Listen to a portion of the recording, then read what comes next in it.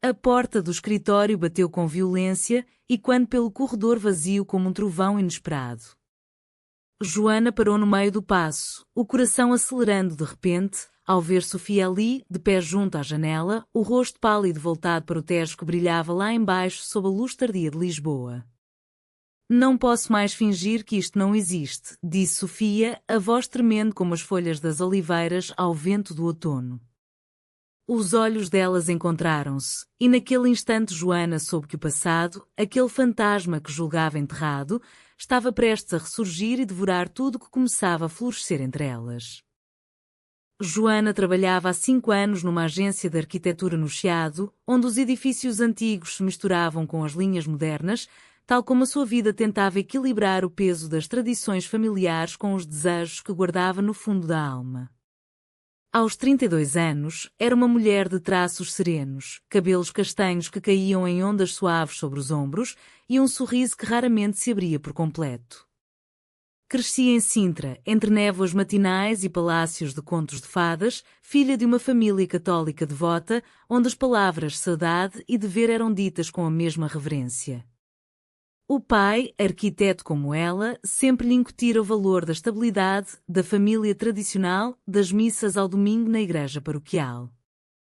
Mas Joana carregava um segredo que a corroía como o sal do mar corrói as pedras das praias algarvias. Aos 20 anos, na universidade em Coimbra, apaixonara-se por uma colega de curso, Inês. Fora uma paixão intensa, secreta, vivida em noites de fado estudantil, em passeios pelo Mondego onde as mãos se entrelaçavam às escondidas. Inês, com o seu riso fácil e o cabelo negro como noite, fora o primeiro raio de luz numa vida até então cinzenta. Partilhavam sonhos de futuro, de uma vida juntas, longe dos olhares julgadores. Mas o passado traíra-as. Uma carta anónima chegara à família de Inês, revelando tudo. A reação fora devastadora. Inês, pressionada pelos pais, terminara tudo de um dia para o outro, deixando Joana com o coração despedaçado e uma culpa que nunca mais a abandonou. É pecado, dissera a mãe de Joana quando, anos mais tarde, suspeitara de algo. Desde então, Joana enterrara esses sentimentos, convencendo-se de que era melhor sozinho do que arriscar a dor novamente. Até Sofia aparecer na agência. Sofia era nova, transferida do Porto há 6 meses, com 29 anos e uma energia que iluminava os dias cinzentos de inverno. Tinha olhos castanhos profundos, um sorriso tímido que se abria como uma flor ao sol e uma paixão pela restauração de azulejos que a fazia falar horas a fio sobre os padrões do século XVIII nas fachadas de Lisboa. Trabalhavam juntas num projeto de reabilitação de um palacete no Bairro Alto, passando dias inteiros em reuniões, visitas a obras, cafés partilhados nas esplanadas do Príncipe Real. Aos poucos, as conversas profissionais deram lugar a confidências pessoais. Sofia falava da sua vida no Porto, da família numerosa, das festas de São João com martelinhos de plástico e fogueiras que iluminavam a noite. Lá no norte, tudo é mais direto, mais intenso, dizia ela, rindo. Joana sentia-se atraída de forma irresistível. Era como se Sofia despertasse aquela parte dela que julgava morta. Os olhares prolongados, os toques acidentais nos papéis de projeto, as risadas partilhadas faziam o seu peito apertar de uma saudade antecipada. Uma noite, após uma reunião tardia, foram jantar a uma casa de fado na Alfama. O fadista cantava estranha forma de vida e Joana, com um copo de vinho verde na mão, olhou para Sofia e pensou, é agora ou nunca. Mas o medo paralisava-a. O fantasma de Inês sussurrava ao ouvido, vais perder tudo outra vez. Os dias seguintes foram de tensão crescente. Sofia parecia notar a mudança em Joana, a forma como evitava o contacto visual, como se afastava nas conversas. O que se passa contigo? Perguntou Sofia um dia, no elevador vazio do edifício antigo. Joana murmurou qualquer coisa sobre cansaço, mas o coração batia descompassado. Naquela tarde, Sofia enviou uma mensagem. Podemos falar depois do trabalho? Há algo que preciso de te dizer. Joana soube imediatamente o que viria. O pânico instalou-se como uma névoa densa sobre Sintra. Encontraram-se numa esplanada junto ao Tejo, onde os elétricos passavam rangendo e o sol poente pintava o rio de tons dourados. Sofia estava nervosa, torcendo o guardanapo entre os dedos. Joana, desde que cheguei aqui, sinto algo por ti. Não é só amizade. É mais. Muito mais. As palavras saíram atropeladas, mas sinceras, carregadas daquela intensidade nortenha. Joana sentiu o mundo girar. Queria corresponder, abraçar Sofia ali mesmo, esquecer o passado. Mas o fantasma surgiu com força, imagens de Inês chorando ao telefone, da mãe rezando o terço com mais fervor, dos olhares de reprovação na vila. Não posso, respondeu Joana, a voz quebrada. Há coisas no meu passado que me impedem. Sofia franziu o sobrolho, confusa. O quê? Diz-me. Podemos enfrentar juntas. Mas Joana calou-se, levantando-se abruptamente. Desculpa. E fugiu, deixando Sofia ali, com os olhos marejados e o coração partido. Naquela noite, sozinha no seu apartamento no bairro Alto, Joana chorou como não chorava há anos. O fado ecoava de uma janela vizinha, uma voz feminina cantando sobre amores impossíveis. Pensou em ligar a Sofia, em explicar tudo, mas o medo era mais forte. No dia seguinte, no escritório, o ambiente era gélido. Sofia evitava-a, concentrada nos desenhos, e Joana sentia cada minuto como uma eternidade. Semanas passaram assim, em silêncio doloroso. O projeto avançava, mas a paixão proibida pairava como uma sombra. Joana via Sofia rir com outros colegas e sentia ciúmes corrosivos. Uma tarde, ao rever documentos antigos, encontrou uma foto antiga no seu computador, ela e Inês, em Coimbra, sorrindo para a câmara. O fantasma regressava. Decidiu que precisava de enfrentar o passado para poder viver o presente. Joana pegou no telemóvel e marcou o número que não discava há 10 anos. Inês atendeu ao terceiro toque, a voz surpreendida. Joana? És mesmo tu? Falaram durante horas, como se o tempo não tivesse passado. Inês contara-lhe a sua vida, casara com um homem, tinha 2 filhos, mas confessara que nunca esquecera Joana, que aquela decisão fora imposta, não escolhida. Arrependo-me todos os dias, disse Inês, chorando. Mas a vida seguiu e eu aprendi a viver com a saudade. Aquela conversa foi como um bálsamo e uma ferida ao mesmo tempo. Joana percebeu que o passado não a definia mais, era apenas uma lição. No dia seguinte, cheia de coragem, aproximou-se de Sofia no escritório. Podemos falar? Sofia assentiu, os olhos cautelosos. Foram para o terraço do edifício, de onde se via o castelo de São Jorge ao longe, envolto em luz matinal. Joana contou tudo, o amor por Inês, a traição indireta da família, o medo que carregava como uma cruz. Sofia ouviu em silêncio, as lágrimas escorrendo devagar. Quando Joana terminou, Sofia pegou-lhe na mão. Obrigada por confiares em mim. Eu também tenho medo. No Porto, a minha família conservadora, os amigos. Nem todos entenderiam. Mas contigo, sinto que vale a pena arriscar. Naquele momento, algo mudou.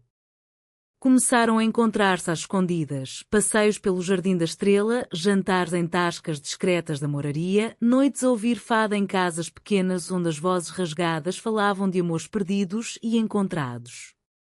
A paixão crescia, intensa e doce, como o vinho do Douro.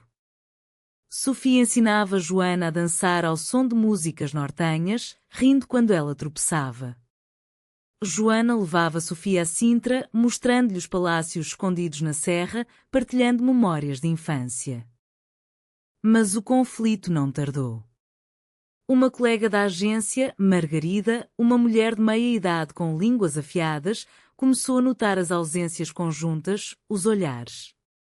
Comentários sussurrados no corredor, aquela nova do Porto e a Joana. Estranho, não? Joana ouvia e encolhia-se, o fantasma regressando. Sofia, mais corajosa, dizia: que se lixem. Somos adultas. Mas Joana temia a reação da família. A mãe ligava frequentemente, perguntando por namorados, insinuando netos. O alto veio numa noite de verão durante as festas de Lisboa. Estavam numa sardinhada popular nos Santos Populares, com manjericos e balões, quando Margarida as viu de mãos dadas numa rua lateral. No dia seguinte, o rumor espalhara-se pela agência. O chefe chamou Joana ao gabinete, há comentários. Isto é um ambiente profissional. Não disse mais, mas o tom era claro. Joana sentiu o mundo desabar. Em casa, a mãe ligou como se pressentisse. Ouvi qualquer coisa da prima da Margarida. É verdade? Joana negou, mas a voz traiu-a. Sofia, furiosa com a hipocrisia, confrontou Margarida. O que nós fazemos não te diz respeito. Mas isso só piorou. Rumores chegaram à família de Sofia no Porto. O pai, um homem tradicional, ligou: volta para casa. Não quero escândalos. Sofia chorou nos braços de Joana, mas não cedeu. A traição veio de forma inesperada. Inês, a antiga paixão de Joana, aparecera em Lisboa para uma conferência. Encontraram-se por acaso num café no Rossio. Inês, agora divorciada, confessou que ainda amava Joana, que queria uma segunda oportunidade. Deixa essa rapariga. Nós conhecemo-nos de verdade. Joana recusou, mas o encontro abalara-a. Sofia soube por uma mensagem mal interpretada e sentiu-se traída. Voltaste ao passado? Era isso o fantasma? A discussão foi violenta, palavras duras trocadas numa noite chuvosa junto ao elevador do Chiado. Joana ficou sozinha novamente, o coração em pedaços. O projeto terminou, Sofia pediu transferência de volta ao Porto. A agência voltou ao normal, mas Joana sentia um vazio imenso. Os meses seguintes foram de escuridão para Joana. Lisboa, outrora vibrante, parecia cinzenta. Caminhava pelas ruas empedradas da Baixa, ouvindo fado em casas antigas, bebendo ginginha para afogar a dor. A saudade era uma companheira constante, aquela melancolia portuguesa que Amália cantava com tanta alma. Pensava em Sofia todos os dias, no seu riso, no calor da sua mão, na forma como a fazia sentir viva. Decidiu enfrentar o fantasma de vez. Escreveu uma carta à mãe, longa e honesta, contando tudo. A resposta foi silêncio primeiro, depois uma chamada chorosa. Filha, doí-me, mas és a minha filha. Não te perco por isto. A família, aos poucos, aceitou. Não com entusiasmo, mas com resignação portuguesa, aquela aceitação quieta das coisas da vida. Joana pegou no carro e dirigiu até ao Porto. A ponte de Dom Luís II ao fundo, o Douro serpenteando, o coração batendo forte. Encontrou Sofia numa obra de restauração junto à ribeira, de capacete, suja de pó, mas linda como sempre. Voltei para enfrentar o passado, disse Joana. E para lutar pelo futuro contigo. Sofia hesitou, os olhos cheios de lágrimas. Doíste-me muito. Mas o amor era mais forte. Abraçaram-se ali, entre azulejos antigos e o cheiro do rio.